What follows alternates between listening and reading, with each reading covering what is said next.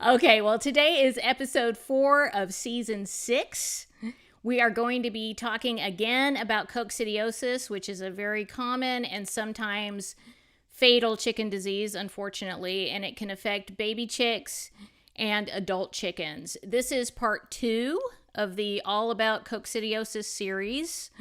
So if you haven't listened to or watched part 1, which is all about the facts of the disease and how you can prevent it in your flock, then I really encourage you to go and listen to or watch that episode, because you're just going to get a lot of information that will make today make more sense, okay?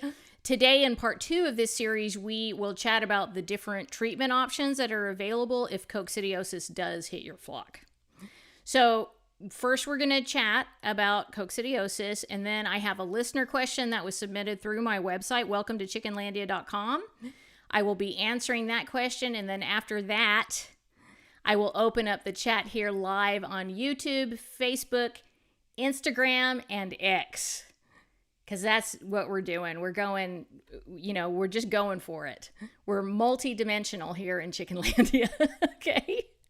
So I will open up the chat for your questions.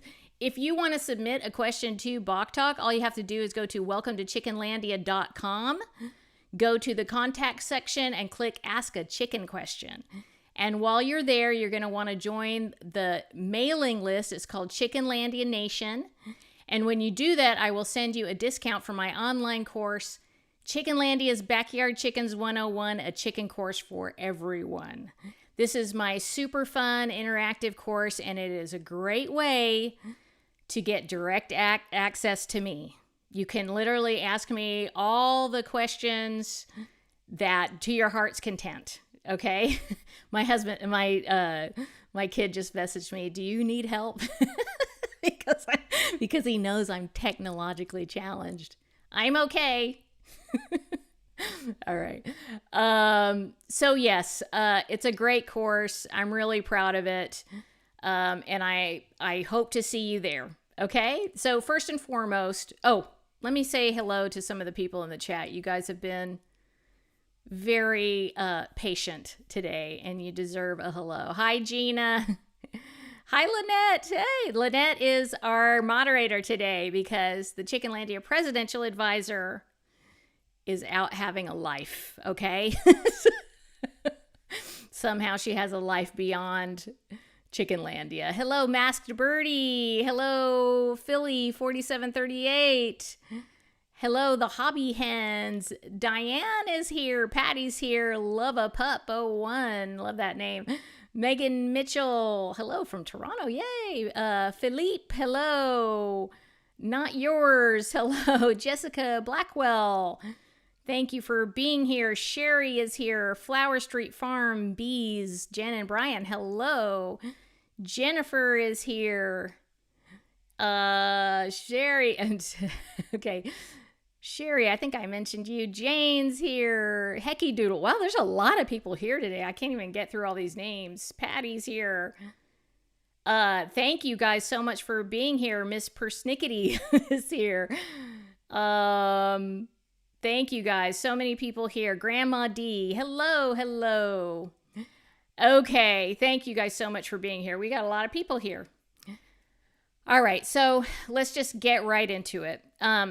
First and foremost, I just want to remind everyone, and especially if you're dealing with this disease right now, because I know some people will, when they're having to deal with it, they're going to be listening to this podcast.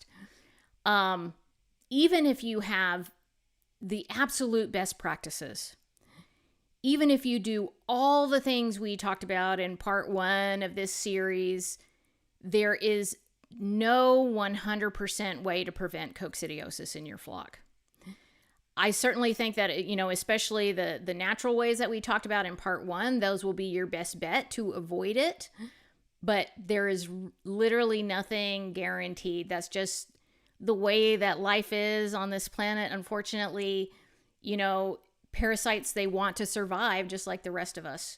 And so they are constantly finding ways to do that. And then the other possibility is even if you have all of your practices in really great condition, it could be that, one or two or three of your chickens has a vulnerability that would make it harder for them to have a strong immunity. So you just never know. And I don't ever want you to feel like if something like this happens to your flock, that you failed.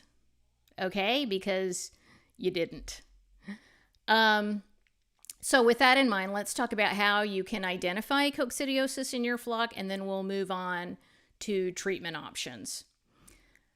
You can tell a baby chick or chicken is possibly infected with coccidiosis because they usually appear pretty lethargic. They can be kind of hunched over. In fact, I think there's like it's called like the coccidiosis hunch or something like that. They'll be pretty droopy, like droopy wings. They will usually be listless. They might have diarrhea, and they will very likely not want to eat or drink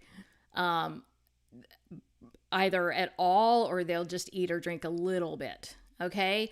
But the telltale sign that people talk about the most, and the most obvious sign that they're in the advanced stages of the disease, is that they can have blood in their stool. That's not always going to happen, but it does happen for a good portion of the time if they have the advanced stage of the disease. At that point, their chance of dying is pretty high. Okay. And honestly, like, if you're seeing that, then it is in your flock. And, if you're diagnosing it properly, and you will, unfortunately, you're likely to lose more than one if you're seeing that level of coccidiosis, even with treatment. Okay. Maybe not. I don't want to discourage you, but it is possible. Okay. One thing I want to point out is that pink, red, pink, or orange tinged stool is not always coccidiosis. Okay? Especially if your chickens are looking and acting normal. Sometimes chickens will shed intestinal lining, and this is normal in healthy chickens. So you want to rule that out before you embark on any treatments, and especially if you're going to treat your whole flock. So I've seen many instances where people will panic at the first sign of redness in their chicken's stool, and they will treat their whole flock right away for coccidiosis when it's really not necessary. So remember that while the conventional treatments that we're going to talk about today, they're pretty benign, but they do come with a level of risk, okay? Especially if they don't need it. So I would advise being as sure as you can about what you're actually dealing with. And remember that coccidiosis stool, it's usually pretty unmistakable. So, usually what you're going to see is bright red blood, and it won't just be a tinge, like there will probably be a lot of it. Whereas intestinal lining is more like it's tinged red or pink or orange, and it kind of appears like little strings or threads in the stool. It's hard to explain. So I would suggest, if you're not sure what you're dealing with, to start out with just go on Google and do a simple search. Just type in, chicken poop pictures or something like that. Okay. And there's going to be a lot of good blogs that pop up. You're going to get a lot of examples. They will have clear pictures. I know Chicken Chick has one. I know, I'm pretty sure Fresh Eggs Daily has one, and there's other ones too. So you'll have a lot of pictures to look at and figure out what you're dealing with, and it could be really helpful to you during this time. I also want to say that blood in the stool can mean a few different things. Like if it's actually blood in the stool, it could mean a few different things, not just coccidiosis. So your best course of action would be for you to get some lab testing done to know exactly what you're dealing with. And sometimes you can, even if you don't have a chicken vet where you live, they will do the testing to see what's in the stool. But I just want to acknowledge that I know that this isn't possible for everybody, and that's okay. All right. If you can't do it, that's okay. You just will have to follow your instincts. Just because something isn't the best case scenario doesn't mean that it's bad. All right. We do the best we can. So unfortunately, coccidiosis is very contagious. Especially if your birds are living in conditions that allow for the proliferation of the disease. And we talked a lot about that in part 1. So you definitely want to immediately clean your coop or your brooder and make sure that there's not a lot of mud or poop buildup in the coop or the chicken yard, so that the environment that your chickens are in isn't friendly to coccidia multiplying. Okay, make sure that everything is dry as you possibly can and stay on top of the droppings going forward. Okay, I just want to check on the sound again. Lynette, is the sound going well on your end? Let me know. There's also, like, my mom is in town. That I call her the queen mother of Chickenlandia. And she's making black beans, so I can, like, hear the cooking going on. But I don't think you guys can hear that. But oh well. Sorry if you can. All right. The most used treatment for coccidiosis is a medication called amprolium. This is the same medication that we talked about last week that you would find in medicated feed. But it's just at a higher dose. So in medicated feed, it's at a preventative dose. And when you're treating a chicken that has the active disease, then you're giving it to them in a higher dose. Normally, I'm a very natural leaning person, and a lot of my advice is in that direction. But if you have the advanced stages of coccidiosis in your flock, I think it's perfectly reasonable to just go ahead and use some conventional medicine for it. And especially amprolium is you don't even have to do an egg withdrawal for that. It's a pretty benign medication. We're going to talk about it. It does come with risks, so we're going to talk about it a little bit. But I would say it is very reasonable to go ahead and do that. And usually veterinarians will tell you to just go ahead and treat the whole flock since it's so contagious. Like we talked about in part 1, amprolium mimics the vitamin thiamine. That is how it works. Coccidia need thiamine to multiply, so when amprolium is present, they consume that instead of thiamine and they die off. So we also talked about in part 1 that amprolium limits the absorption of thiamines in your baby chicks and chickens. So, it's important to understand that chickens need thiamine. They need it to keep their nervous systems healthy. They need it to keep their immune systems working well. And they also need it to keep their stress levels down. So you can imagine how important it is. So if you do end up going this route, I would really suggest that you give your chickens at least a 2-week course of a good quality chicken vitamin once they are done with that medication. Not during it, because you could make the medication less effective. Wait until after they're done with the course of it, and then supplement them with a couple of weeks of some really good chicken vitamins, and look for one that has thiamine in it.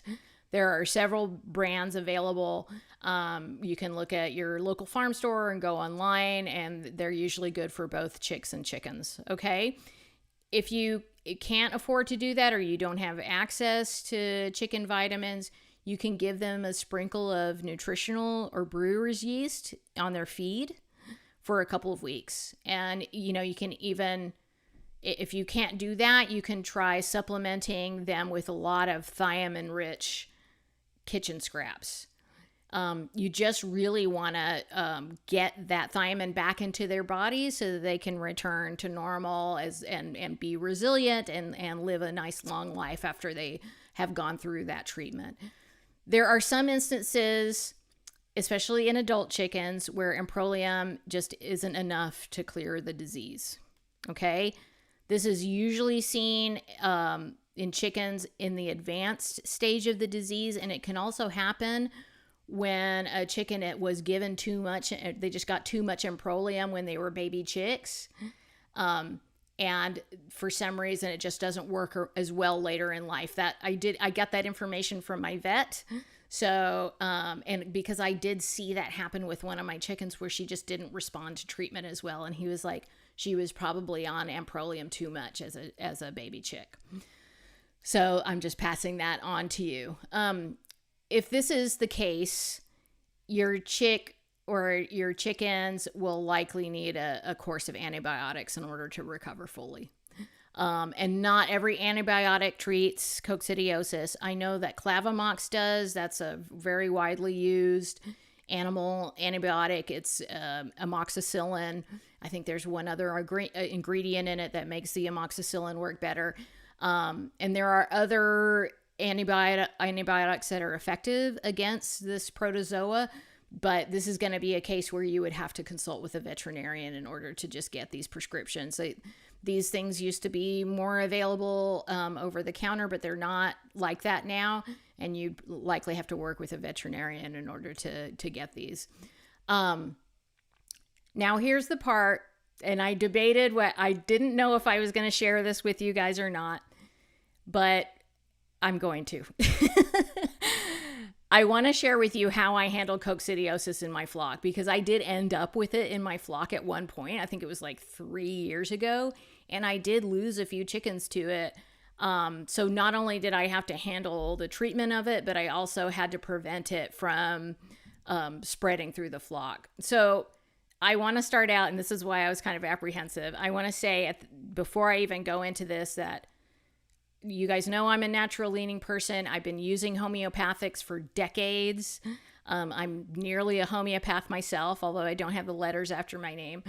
My family has 2 homeopaths that we work with. And also I've had chickens for a long time. Like, this is my livelihood. And I have a lot of experience dealing with chicken illness because I rescue chickens. Okay. So those are all things that you should take into consideration when you're deciding whether or not to do any of these things I'm going to tell you about. This is not veterinary advice. I'm simply letting you know how I do it, okay? It's always best to consult with a licensed veterinarian, and you can also consult with a licensed homeopath, okay? And I do have the homeopath I worked with. I still work with her, but she's not like an animal-specific homeopath. So when I had it, I worked with her, but now I have her still that I work with for my family. And then I have another homeopath that handles my chickens. So I will leave her information in the show notes for you if you're interested in going that route. So anyway, that's my disclaimer. Okay. It was rolling. It's going to be rolling through this whole thing. All right. Okay, so when I got coccidiosis, here's what I did. First, I separated my sick chickens. For those who were really sick, I treated them with Clavamox from my vet. If they were a little bit sick, but not super sick, so they were maybe still eating or drinking, but I could tell they were off, I treated them homeopathically. There are several homeopathics that can be used to treat coccidiosis in chickens. It really depends on how each individual chicken is experiencing the disease. That's why it's best to work with a licensed homeopath. But the top 2 remedies that are used more than others when it comes to coccidiosis in chickens are Nux vomica and another one called chelidonium. Okay. For the symptoms that my chickens specifically were having, which was loss of appetite, lethargy, droopiness. No, I didn't see any blood in the stool or anything like that. They had diarrhea. They weren't eating or drinking. I used Nux vomica. Okay. If that hadn't have worked, I would probably have moved on to the chelidonium, especially if they had like a really kind of pale face or almost like a yellowish color to them. But I immediately saw improvement with Nux vomica, so that's what I stuck with.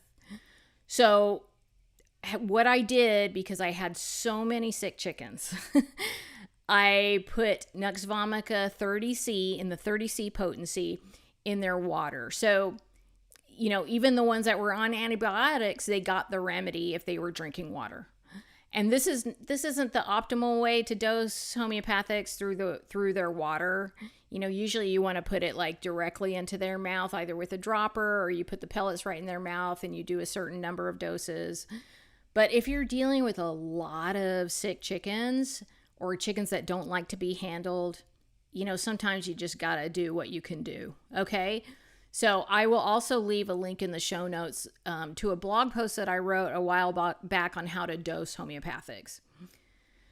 So, I'm what's called, in the homeopathic world, there's different schools of thought. And I am I'm mostly a classical homeopath, which means that I follow the school of thought that was introduced by Samuel Hahnemann, and he was the father of homeopathy. That being said, I do practice homeopathic prophylaxis, which a lot of classical homeopaths will be like, no, we don't do that. But I do that. It's not considered classical homeopathy by most people, but I have found that it works. So it's something that I do. And so what I did in this instance, because I knew that I had coccidiosis in my flock, I didn't want it to spread. I knew that any new chickens that came in would be in danger of being exposed to this whatever strain that was in my flock, even if they got vaccinated, or even if they were on medicated feed as babies, they could be introduced to this strain that they don't have immunity towards. So that's why I did this. So what I did is I put even all my healthy chickens, I put them on 3 days of Nux vomica 30C in their water. And I did this as prophylaxis against this disease. And then any new chicken that comes into my flock, they get 3 days of Nux vomica in their water in the 30C potency. Again, I was working with a homeopath at the time. This is the direction that I got. And so far, so good. Like it really kind of stopped with the chickens that were initially sick. And I haven't seen it with other chickens that have come into my flock. And I'm going to knock on some good wood because every time I say that, then it shows up. But I haven't. This was like 3 years ago. Okay. The other thing I want to mention, and a viewer brought this up in part 1, a very knowledgeable viewer, is that it's always a good idea to consider a probiotic supplement for your flock, however you're treating your chickens. And you can do this by giving them a probiotic, like a chicken probiotic, or you can ferment their feed. Okay. And because it's just so good to support their gut through this, and it will make them more resilient against that disease. The healthier your chicken's digestive systems are, the more likely they will either not get infected in the first place, or they will recover easier from the disease. Okay? Wow, that was a lot of information. I hope it was helpful to you. I hope you never have to deal with coccidiosis, but if you do, you've got tools in your toolbox, and you and your chickens will get through it. I promise you will get through it. It can be really awful. It can be devastating, but usually not every chicken is going to die. There will be some chickens that just have immunity for whatever reason. They're just tougher. They're just more resilient, and they will either recover or they just won't get it. So just remember that there is a light at the end of the tunnel. Okay. So I'm going to answer a question that I received through the Chickenlandia website. But before I move on, I need to make 2 announcements, because I got to pay these chicken bills. It's not cheap for your chickens to have their own homeopath. Okay. It's not cheap. I gotta pay the chicken bills. We're going to, anyway. I was going to say something else, but I'm not going to. I got, chickens got to eat, and so do I. Okay. So I want to let you know that, as always, this podcast was brought to you by the folks at My Favorite Chicken. My Favorite Chicken is my favorite online shop to get my feed. I get my non-GMO organic and socially responsible scratch and peck feed from there. I get my chicken supplies, my fun chicken treats like chicken fondue, and so much more. Definitely go check them out. I will leave a link for you in the show notes, and I will also leave a coupon code. This podcast is also brought to you by the folks at Small Pet Select. Small Pet Select has an online shop that I know you will love, and they sell in the UK too. There is a UK website for Small Pet Select. I told you we're going international. I love right now. I like rotate through their products. Right now, I love their herbal supplements. I've been talking about them every chance I get. I also love their pea flakes for the chickens. They're like potato chips for chickens. And I love their flaked oyster shell. My chickens actually eat it. Like I actually witnessed them eating the flaked oyster shell. You can check these and their other products out by clicking the link in the show notes. And yes, there's a coupon code for you. And remember, they have other fun stuff for other funny little animals like rabbits and chinchillas. Okay, so we're going to answer a submitted question. Hold on.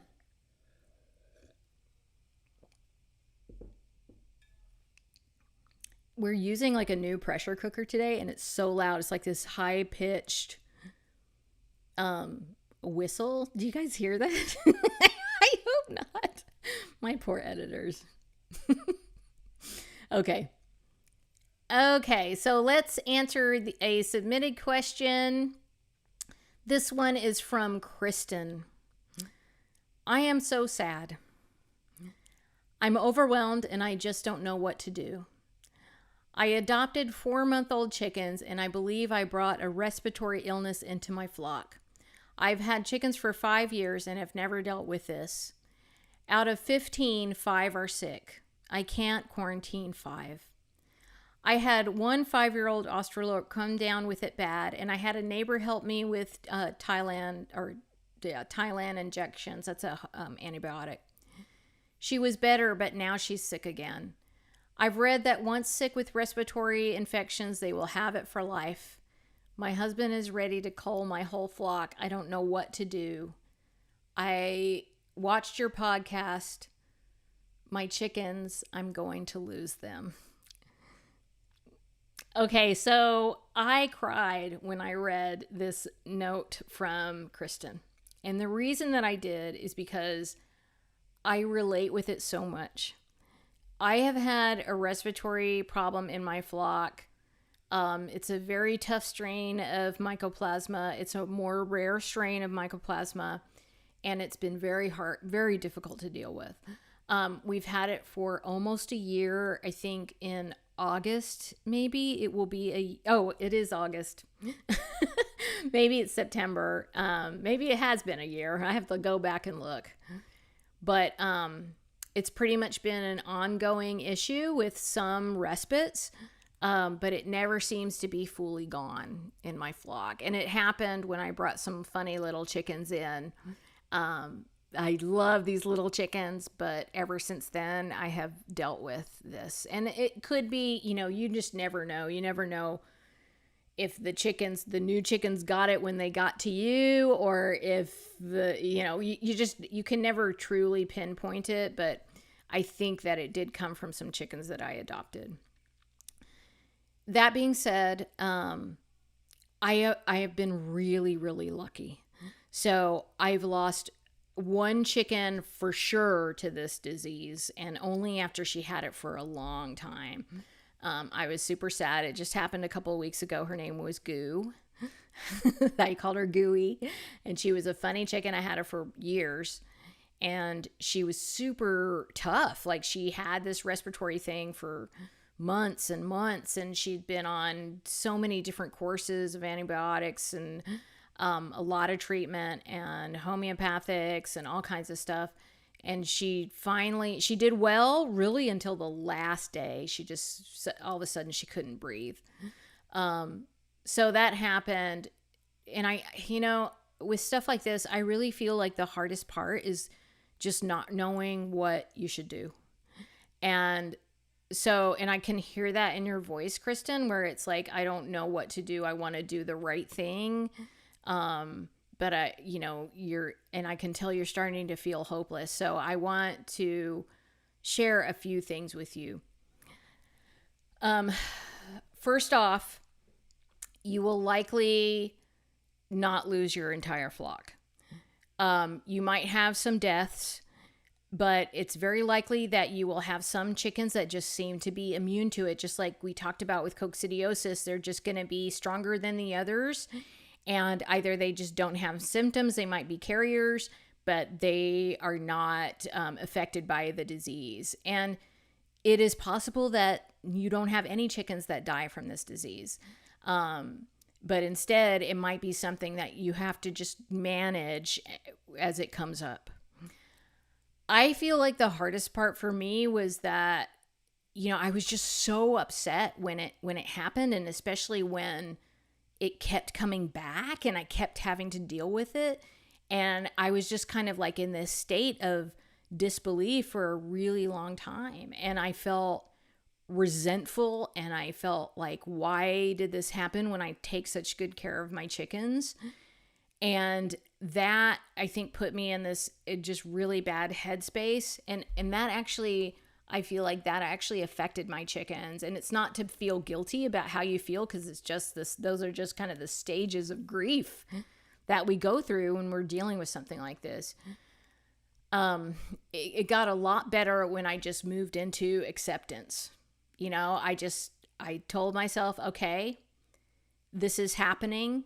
This is likely going to be something that I have to deal with for a long time. It may be until I'm, all of these chickens have passed or whatever. And I decided that, I sat down and I asked myself, okay, what am I going to do? And I decided that moving forward, I'm just going to treat every issue as it comes up. I'm going to get better and better at what to do, and, listening to my instincts and watching my chickens and learning from their experience. And I'm just going to give my chickens the best life that I can give them.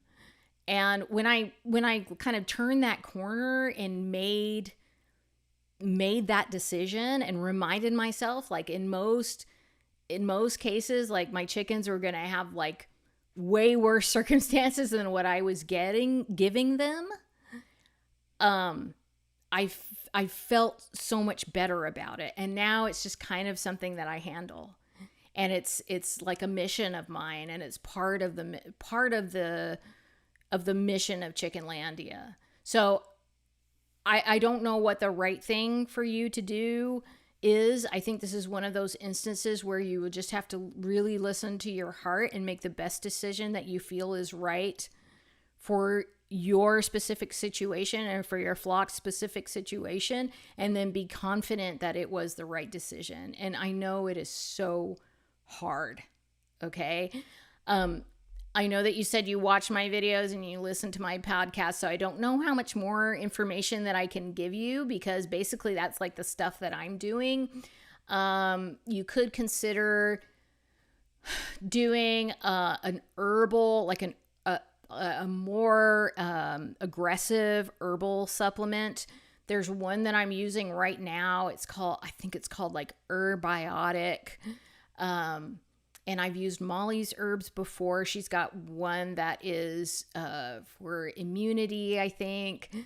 Sorry, I don't have the names of these things like right off the top of my head. But the Herbiotic and the immunity one, I will leave those links in the show notes for you. I would do one or the other. And for something like this, I might do the Herbiotic because it's like an antibiotic, but it's herbal. And because I've exhausted all of my antibiotic, it's like I've done antibiotics. I haven't treated my whole flock, but I've done antibiotics on the sickest chickens, and it can come back. So that's what I'm doing right now, and I'm just keeping my fingers crossed. I'm also working with a licensed homeopath, so that's another thing that you might consider. I'm sorry I can't be of more help, Kristen. I really wish I could. I guess I just want to leave you with, this isn't forever. Okay, you're going to get through it. Your flock will get through it. It will get easier. one way or another, it's going to get better. Okay. And just remember that your chickens are super lucky to have you. All right. You're a good, you're their person and they love you. All right. Okay. I'm going to open up the chat for questions.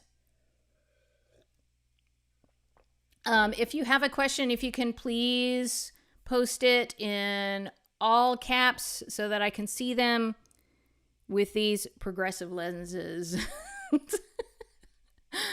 Actually, I'm going to make this bigger because that's basically what my life is right now, just making text bigger. All right. Oh, good. I'm glad. I'm just reading some of the things.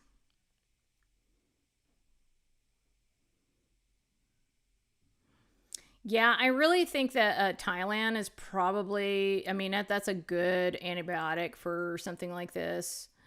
Um,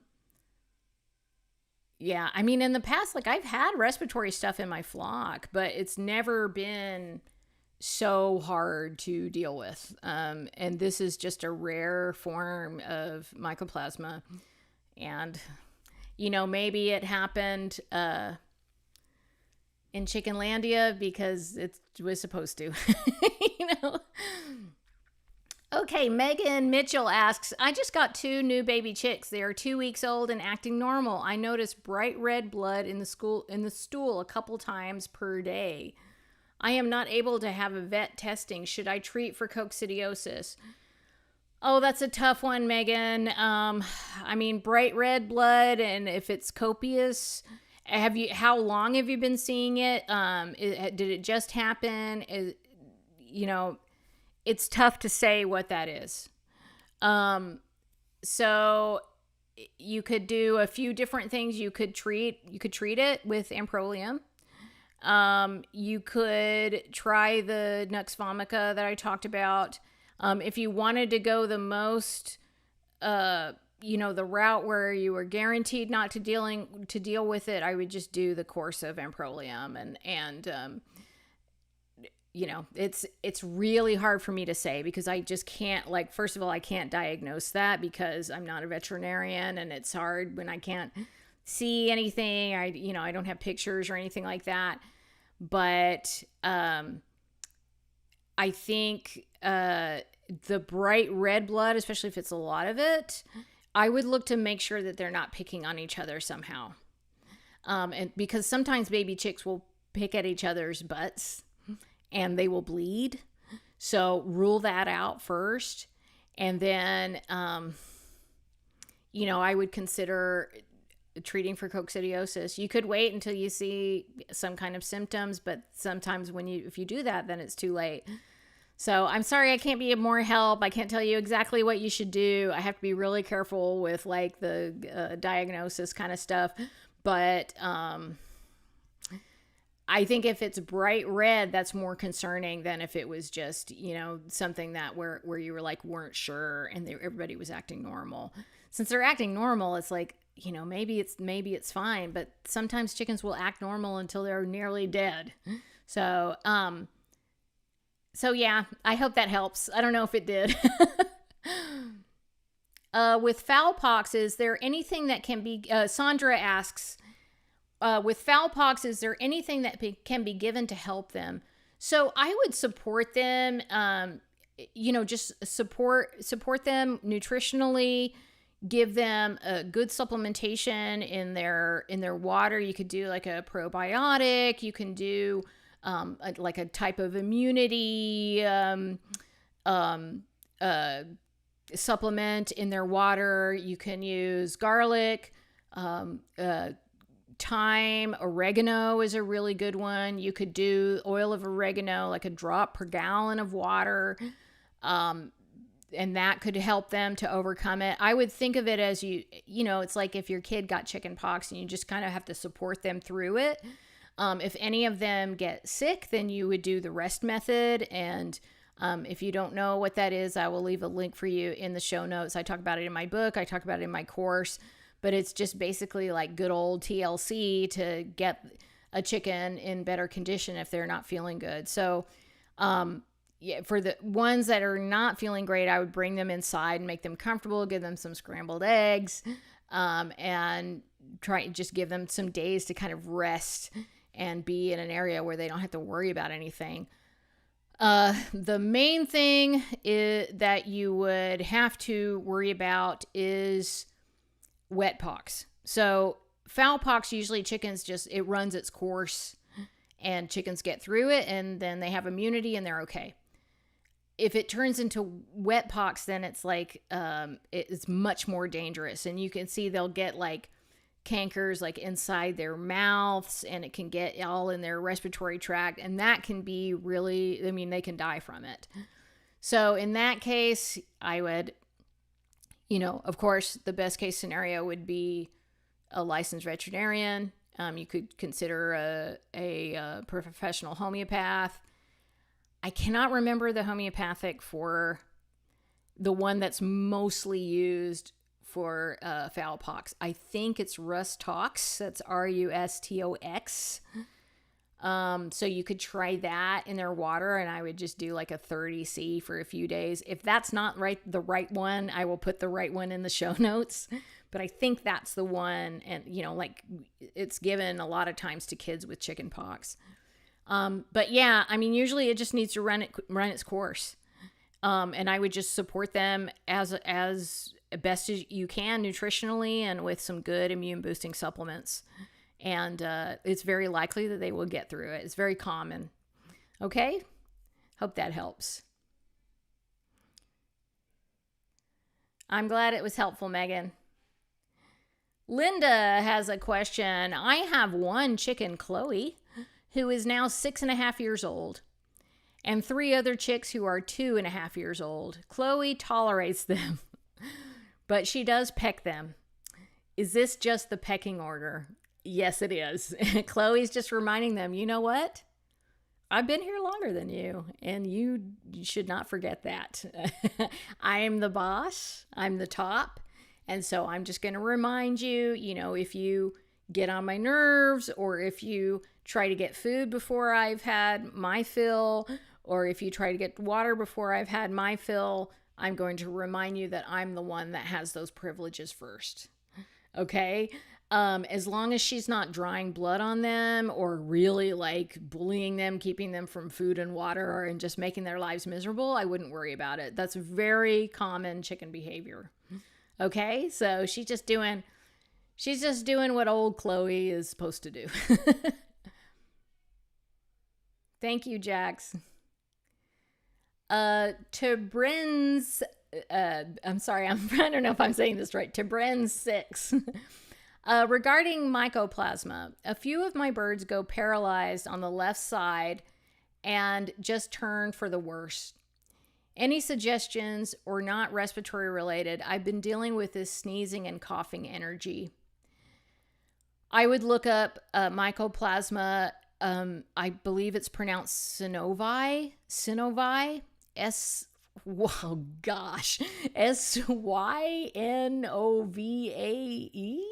maybe. Maybe 13 Moons Over Mayhem can look up the correct spelling. I would look that up, because lameness can be it's like it can also be called mycoplasma, arthritic mycoplasma. So I would look at that. It could be Merrick's. It could be that they're dealing with Mycoplasma galactosepticum, which is the common one, and they also have Merrick's. Either way, that's one of those things where you're going to support your whole flock nutritionally with good supplementation, and be ready to deal with some sick chickens when it comes up. But yeah, it's tough. It's tough. But just keep reminding yourself that you're doing something good. Okay. Oh, German Soul Chicken, I'm so sorry. They said that their beloved hen died around when Chickenlandia's Bubblicious passed away. And the video really helped with the grief. I'm so glad. And yes, she did have a great life. She said, yes. Thank you to Brands and Linda. Yes, she's doing Chloe things. Synoviae, Synoviae. Now, how am I supposed to, know that? So T. Brands asked a follow-up question. Does it go away if new birds are introduced? No. It's, any new bird that is introduced could be infected. Like I wish I could tell you something different, but that is the truth. And you'll just have to decide, if you go, several months or a year and you don't see anything, it seems to be gone. You can try with new chickens, but you have to understand that it can come up, any new chicken that's going to come into that environment could get it, because your chickens are going to be carriers. Jane asks, although I have a rooster, I have a hen that crows. Is this normal? They are both 3 months old. Normal. What is normal? It's funny that they're only 3 months old. I would say, are you sure that's a hen? I would ask that question, because it's not very common for a hen. First of all, a 3-month-old, you could, it's possible to not identify them correctly. Especially if there's another rooster in the flock, they might not be developing as quickly. So the top rooster is going to have this big comb and be very roosterish and have the spurs and everything. And then other roosters might not have as big of a comb and might not look as roosterish and might not have as big spurs, because there's already a head honcho and he's got those hormones in full bloom. Okay. So especially if they're growing up together, sometimes you'll see a rooster that is more developed and then the other ones won't be as developed. So I would honestly ask yourself what you might be dealing with. Because usually chickens, hens, if they start crowing, they're a little bit older than that. So yeah, I have a couple of hens that crow. They don't do it very often, and it just sounds pitiful and ridiculous. So, it's not out of the ordinary, but I would say it's out of the ordinary at that age. So maybe you just have somebody that's different, and that's fine. Yeah, that's fine. All right. If there's not a problem with it, then and everybody's getting along, I wouldn't worry about it too much. Okay. So yeah, you said she has a small comb. I really don't know. That's rare. So it's kind of like finding a diamond. Okay, I am going to answer one more question, but before I do that, I want to remind you guys that I have a book. Look at this. Look at that pretty book. This book is available for order. It's currently it's at Amazon. It's at Barnes & Nobles. I think it's at Target, Walmart. And it is probably at your local bookstore. It might be at your local Tractor Supply or your farm store. If not, tell them to get it. I will leave a link for you in the show notes. It's called Let's Keep Chickens, the down-to-earth guide to natural practices for healthier birds and a happier world. And it is definitely one of the best things that I've ever done. If you like what I talk about, if you like my philosophy, you're going to really love this book. So please check it out, and thank you so much to those that already have. All right. Hecky doodle. Mites. Yes. Ugh, mites. I cannot get them under control. I alternate Elector, permethrin, etc. I have even torched the inside of my coops. I'm now using rosemary, mint, and lavender in dust baths. What else? So I think the first thing I would ask you is what kind of mites you're dealing with. Is it red mite? So are they the kind of mites that live in the coop? They're kind of in the crevices of the coop. They could be on the roost and they come out at night to bite the chickens. Or are they northern fowl, where they're actually on the chickens all day and you don't see them as much in the coop? So if it is red poultry mite and you're just dealing with it over and over and over again, I mean, I would switch. Well, you're saying you're using permethrin. Gosh, it's so hard because it's what the problem is that it's in your environment. And I don't know if this makes you feel any better or not, but at my old place, the Chickenlandia 1.0, when I lived kind of in the suburbs, I dealt with mites, I think maybe once. I dealt with lice a couple of times, but it was never a problem like I have dealt with in Chickenlandia 2.0, which is where I'm at right now. And it really has to do with the environment that I'm in. Like, for whatever reason, there's just mites in this environment. If it's poultry red mite, you might consider predator mites. So predator mites are just that. You actually buy the live mites, and you would, initially you treat your coop, you treat all the chickens, but then you start to use the predator mites after that. You don't want to keep treating because you'll kill off the predator mites. And it's expensive, but I've been using it. And I used to deal with poultry, with scaly leg mite just constantly. And after I started using the predator mites, I stopped. This poultry red mite is just not in the environment anymore, but it has cost me a lot of money. Like, this is not a cheap route that I'm telling you to go. So there's that. I would kind of, really try and stay on the problem with the Elector. Like, if you look at the instructions for Elector PSP, I'm pretty sure it says not to use it more than 3 times a year. I could be wrong about that, but I think what happens is that the mites develop a resistance to it. So I found that permethrin is a little bit is better when you really want to pull out the big guns to deal with it. I would put diatomaceous earth in their dust baths. I would try and, in between treatments, use diatomaceous earth in the nesting boxes, and maybe give the chickens a dusting of it every once in a while. Keep it, dust your roost with it. I wouldn't put it everywhere because that's not good. It's not good for your environment. Okay. But I would definitely get some real major,